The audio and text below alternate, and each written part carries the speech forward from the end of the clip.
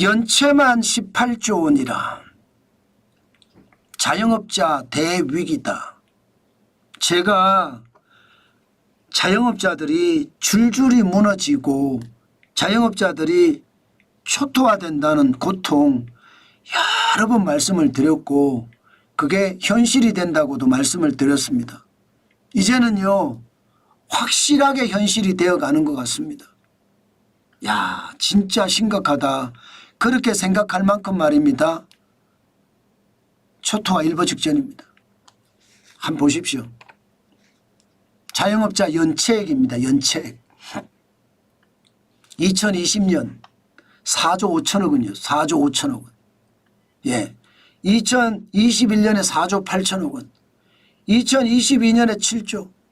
2023년에 12조 9천억 원. 2024년에 3분기 현재만 9월 말 현재입니다. 18조 1천억 원입니다. 18조 1천억 원. 와 여러분 심각하지 않으세요? 말이 18조 1천억 원이지 여러분 이게 어느 정도 수치인지 아시겠죠? 어느 정도 수치인지. 18조 1천억 원이라는 수치는 여러분 이게 충격적인 수치예요. 게다가 2020년 대비 2024년 3분기를 보세요. 무려 13조 6천억 원이 늘어났잖아요. 13조 6천억 원. 난리도 아닙니다. 배수로 보면 여러분 3배가 넘습니다. 3배가. 302.2%에 302.2%. 3배가 넘어섰어요. 연체액이. 제가 여러분들에게 말씀을 드릴 때 코로나 팬데믹 때 통제방역하면 안 된다고 했습니다. 통제방역을 하면 자영업자들 다 무너진다고 했습니다. 그런데 대한민국은 통제방역 했습니다. 그 바람에 말입니다. 예, 영업을 9시까지만 해라, 10시까지만 해라, 12시까지만 해라. 와장창 망가뜨렸죠. 게다가 뭐 5인 이상 만나면 안 된다, 10인 이상 만나면 안 된다. 이런 조건들까지 결국 말입니다. 바닥이 무너진 거예요. 바닥이. 예, 재난지원금이나 혹은 말입니다. 손실보상금으로 메꾸려고 하지만 이게 여러분 통제방역을 해버리면요. 사람들 심리가 닫혀버립니다. 열린사회하고 통제사회는 굉장히 다르거든요. 열린사회는 내가 저축이 좀 없어도 소비를 합니다. 더 잘 되겠지 생각을 하면서. 그런데 통제사회는요. 내 주머니에 돈이 있어도 안 씁니다. 왜? 언제 어떤 일이 터질지 모르기 때문에. 그만큼 통제사회는요. 불안을 확실히 정복시키고 불확실성을 증가시키기 때문에 경제는 더 무너진다. 저는 그렇게 말씀을 드렸어요. 미국이나 일본이나 유럽처럼 자영업자 이게 막으면 안 된다. 경제 때문에 더 많이 죽는다. 그 당시 코로나 팬데믹이 창궐했을 당시에는 더 많이 죽을 수도 있겠지만 길게 놓고 보면 생활고에 죽는 사람이 많고 경제고에 극단적 선택하는 사람이 많습니다. 지금 자영업자들이 딱 그 짝이 됐다는 뜻이 심각하잖아요. 연체율도 보세요. 연체율들. 자영업자 연체율 지금 2024년 3분기가 1.70%입니다. 제가 여러분에게도 말씀을 드렸지만 0.5%가 넘어가면요. 위기에 가깝게 간다고 합니다. 그런데 1.75%가 되면 여러분 아시는 것처럼 연체액이 너무 많아서 자칫 잘못하면 무너질 수도 있다는 이야기가 나온다는 뜻이에요. 더 큰 문제가 있습니다. 자영업자 전체 연체액은 18조 1천억 원이잖아요. 연체율도 위험 수준입니다. 1.70%. 그런데 여기서 한 발 더 나아가 보자고요. 쉽게 말하면 취약 자영업자. 취약 자영업자라는 게 뭔가 하면요. 금융기관 3곳 이상에서 돈을 빌린 사람을 말합니다. 다중채무자라고 이야기할 수 있습니다. 이건 여러분 충격적인 숫자입니다. 보십시오. 2024년 3분기를 보면요. 죄송합니다.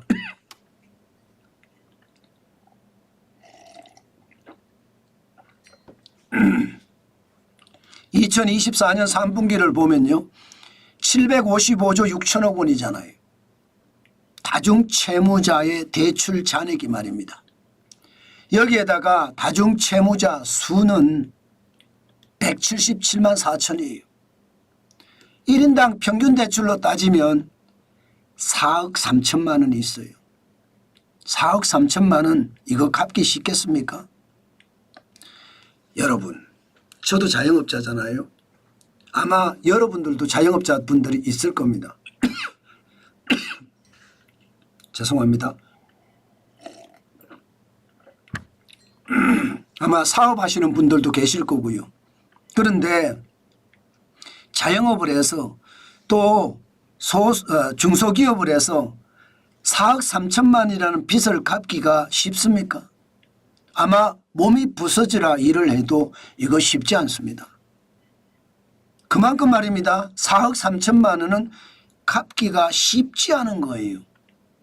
그런데 여기에 연체율을 보세요. 연체율. 연체율을 보면 2022년에 5.40%였거든요. 2023년이요. 8.90%입니다.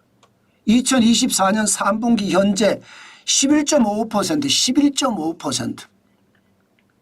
이게 자영업자가 대위기라는 뜻이에요. 이제요, 여러분. 현장 경제가 초토화되는 것은 시간 문제란 말이 나올 정도예요. 여러분도 생각을 해보세요. 탄핵 정국에 사람들이 소비를 안 하기 시작했습니다. 여기다가 무안공항의 대참사까지 터졌습니다. 이것을 감안을 해보면요. 돈 안 씁니다. 당장 말입니다.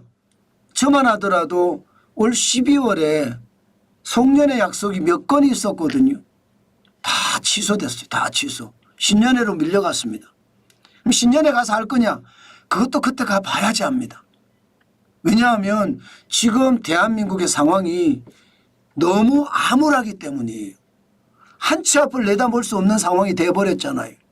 그 바람에 지금 상황이 너무 어렵다. 그러면 자영업자들 입장에서는 연말 대목도 없는 데다가 이게 구정 대목도 없을 가능성이 있습니다. 구정이 얼마 안 남았어요. 사실이요. 구정 대목이 얼마 안 남았는데 구정이 이거 지금 초토화라고 이야기할 정도로 지금 나쁠 수가 있습니다. 그럼 자영업자들은 더 어려워집니다. 그러면 자영업자 대위기가 펑 하고 폭발하지 않을까요? 저는 충분히 폭발할 수 있다고 생각합니다.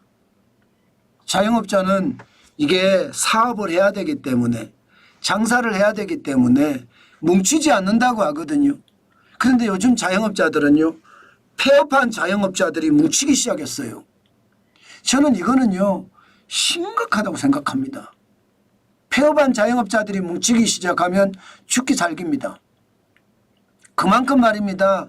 10년 자영업을 하다가 가게를 문을 닫았고요. 20년 자영업을 하다가 가게를 문을 닫았습니다. 이건 여러분 진짜 난리가 나는 그런 상황이 될 겁니다.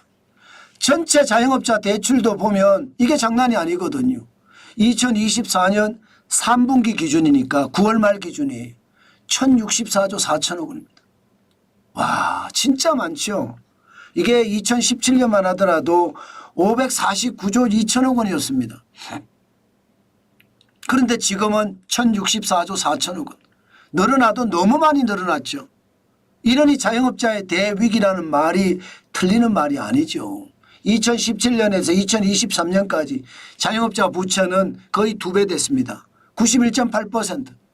549조 2천억 원이 1053조 2천억 원이 됐거든요. 504조는 늘어났습니다.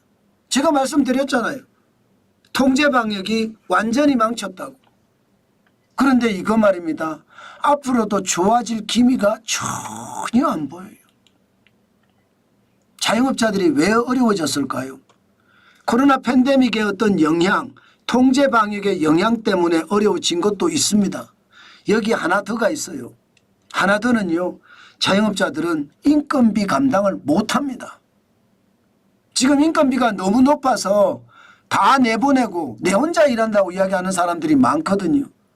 게다가 주 52시간제가 시행이 되고 나서는요. 저녁에 손님이 없어요. 저녁에. 주 52시간제는요.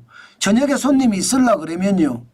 기업에서 일하다가 뭐 8시 9시 퇴근하고 뭐 간단하게 소주 한잔하고 갈까 이러면서 저녁에 손님들이 넘쳐나고 그게 밤의 경제를 이루었거든요. 지금 52시간제를 하니까요. 이게 저녁에 남아있을 이유도 없고요.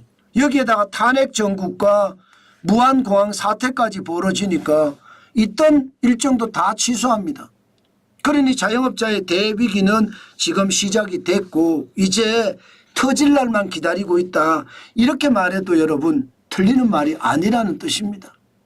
참 안타깝죠. 저도 시장을 웬만하면 긍정적으로 보려고 하는데요.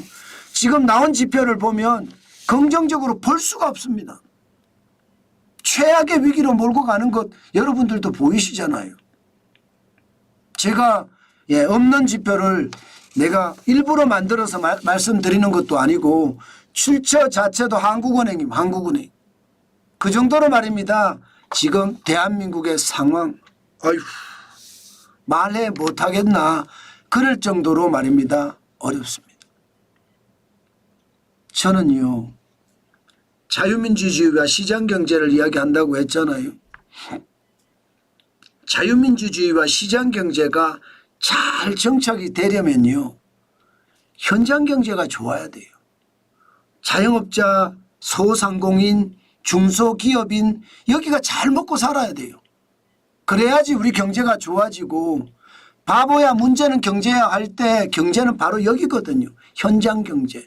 그런데 지금 현장경제가 빚더미로 계속 쌓여간다는 것은요. 우리 경제가 굉장히 어려워진다는 뜻입니다. 그만큼 말입니다. 나빠지는 상황만 계속되고 있다. 저는 그렇게 말씀드릴 수 있을 것 같습니다. 결국 자영업자들이 제일 먼저 폭발하지 않을까. 저는 그런 암울한 생각도 해봅니다. 그만큼 상황이 나쁘다는 뜻입니다.